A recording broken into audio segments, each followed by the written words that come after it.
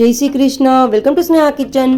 आज हम बनाएंगे सर्दियों में होने वाले सर्दी और कफ में तुरंत राहत देने वाली गुजराती गेहूं के आटे की राब, जिसे आप सर्दियों के अलावा और सभी ऋतुओं में भी पी सकते हैं।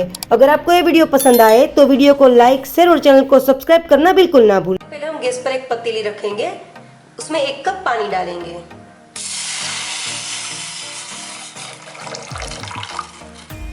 अब हम इस पानी में 2 टेबलस्पून गुड़ डालेंगे।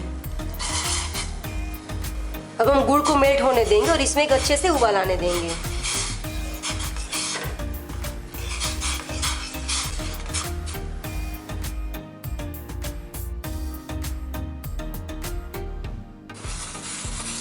गुड़ के पानी में एक अच्छे से उबाल आ गया है। अब हम गैस बंद कर देंगे और इसे साइड में रख देंगे।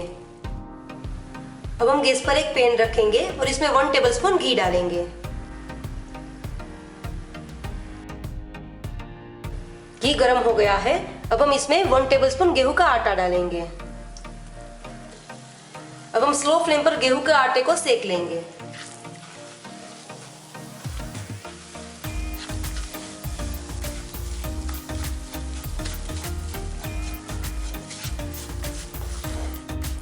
अभी आटा चलाने में हल्का हो गया है और उसमें से घी हो बाहर आने लगा है। आटे का कलर चेंज हो गया है और आटा सीख कर परफेक्ट तैयार है। अब हम इसमें 2 लौंग, 1 दालचीनी, साथ में 1 टीस्पून अजवाइन डालेंगे। इसे आटे के साथ अच्छे से मिक्स करेंगे।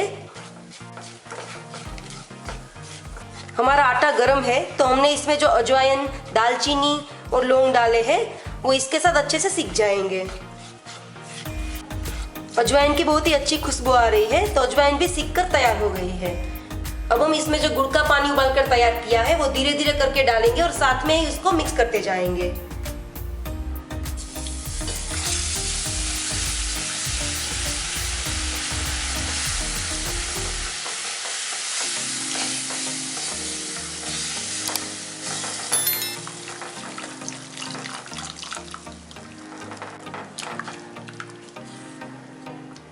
ये स्टेप हमें बहुत ही ध्यान से करना है। हम एक साथ ही पूरा पानी डाल देंगे लेकिन चलाएंगे नहीं तो इसमें लम्स आ जाएंगे। ये सब अच्छे से मिक्स हो गया है। अब हम इसमें 1/2 टीस्पून सौंठ का पाउडर डालेंगे, यानी कि ड्राई जिंजर पाउडर। इसे भी अच्छे से मिला लेंगे।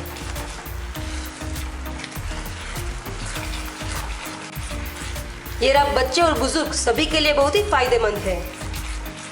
और ये गेहूं के आटे से बनी राब को आप सिर्फ सर्दियों में नहीं लेकिन पूरे साल भी पी सकते हैं। 2 से 3 मिनट में ही हमारी राबें बहुत ही अच्छे से उबलकर तैयार हो गई है। अभी हमारी बहुत ही स्वादिष्ट और सेहत से भरपूर गेहूं के आटे की राब बनकर तैयार है। अब हम इसे गरम गरम सर्व करेंगे। अब हम इसे कोकोनट और बादाम पिस्ता से गार्निश करेंगे।